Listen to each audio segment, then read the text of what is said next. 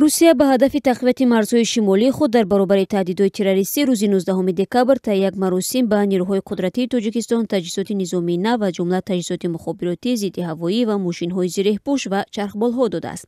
Ба гузориши расонаҳои Русия, таслими ин таҷҳизот дар чорчӯби ҳамкориҳои низомӣ ва фаннии Тоҷикистон ва Русия сурат мегирад ва ҷониби Москав дар ихтиёри Душанбе аслиҳаи мухталиф қарор медиҳад.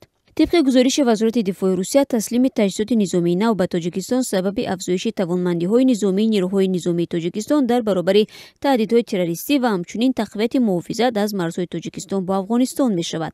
رئیس جمهور روسیه ولادیمیر پوتین چند روز پیش ضمن نشست خبری با افزایش تهدیدها از سوی تروریستان بین‌المللی از افغانستان اشاره کرده گفت که تقویت گروه‌های تروریستی در قسمت‌های مختلف مرزهای شمالی افغانستان با کشورهای آسیایی مانند از جمله تاجیکستان، ازبکستان و ترکمنستان را مشاهده می‌کنیم.